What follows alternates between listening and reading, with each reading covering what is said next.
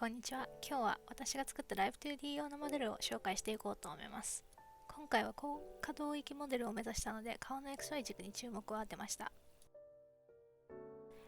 顔の XY 軸に沿って体や腕が追従するような物理演算も入れました。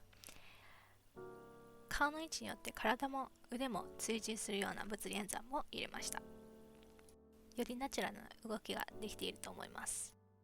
とても緩やかなのですが、呼吸で腕とかも動くようになっております。 G 軸の偏りの方もより自然にするために足腰の動きに注目しました。体から画面への距離で顔と体が近づいたり遠のいたりする表現も取り入れています。顔 1XY で足踏みを踏むように回っています。これは動いた距離によって歩幅が変わるようになっております。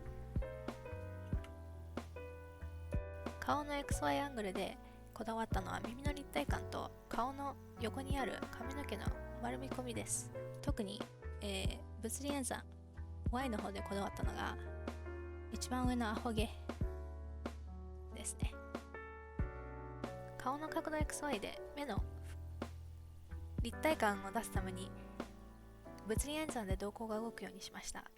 あと瞬きをすると瞳孔が縮小したり瞬きするとまつげが揺れたりします。口の中も、立体感を出すために、角度とかで口の中が変わったりします。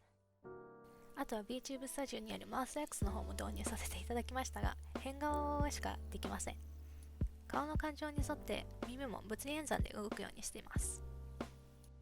アイドルモーションに耳のパタパタする動きを入れました。瞬きにも追従するのですが、瞬きには頼りすぎず激しくない感じで入れたいと思ったからです。こちらはアニメーションとかもいくつかありまして、妖怪に変化をするモーションを入れました。その時のアイドルモーションのために火の粉も入れました。この火の粉のアイドルモーションは目に映るという仕組みもあります。あと鬼になると歯がちょっとだけ伸びます。こちらの方が目の物理演算が分かりやすいと思います。ちなみに、ジェスチャーで通常に戻るようになっております。 VTube スタジオのもう一つの特権と言ってもいい下出しもできます。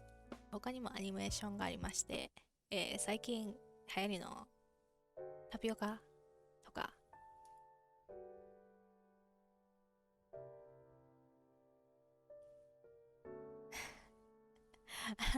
とか、ハンドトラッキングで位置が変わるようになっております。あと一時間アメリカで流行ってたダービングのアニメーションや机を出したりするアニメーションもあります。ちなみにこの時も体に追従して足が動いたりします。さらにペンタブを出すこともできます。この時はマウスに追従して腕が動きます。あとスカジャンを着ることができて、スカジャンを着た時でも腕や、体のアニメーションとかすべてちゃんと動くようになっております。メガネはブルーライト仕様で、画面が反射するようになってます。ここでこだわったのが、縁の光の反射です。グリーティング用のアニメーション、またトラッキングが外れた時に寝ているようなアニメーション、ジブリ風に怒った時に髪がふわっとなるような表情差分も足しました。あとは喧嘩を打った風な拳のマウストラッキングでできる手の動きや、他にもいろいろな表情差分やアニメーションを足しました。ハンドトラッキングや物理演算も搭載してます。さらに妖怪ポザを増すために角と勾玉風のイヤリングも足しました。ハンドトラッキングで動くペンライトもあります。物理演算付きの涙目アイドルアニメーションもあります。動物の森風に喜ぶとお花が出てくるアイドルアニメーションとか、ハンドトラッキングで動くお箸、ハンドトラッキングで手のひらやピースサインもできます。あと寒そうだったので反転の衣装も追加しました。こちらは反転の紐や腰紐の物理演算にこだわったり、つま先立ちや座った時のスリッパの下のところにこだわってみました。足を動かした時のスリッパの耳の物理演算やタピオカの物理演算、体が動いた時の指の物理演算にもこだわってみました。ご視聴ありがとうございました。